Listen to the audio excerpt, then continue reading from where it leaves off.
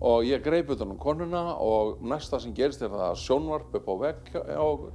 Það straukst hérna með enninu á mér og síðan kom spýtnabrag og drasl úr húsinu og síðan kom snjórinn. Og við flutum með flóðinu einhverja metra, bara eins og í steypuhrærivél. Og ég byrjaði strax þegar þetta stopp þá byrjaði ég strax að moka frá andlitinu henni. Fyrsta hugsun þeirra var að sjálfsögðu börnin. 2 litlir synir þeirra höfðu lagst til svefns í næsta herbergi.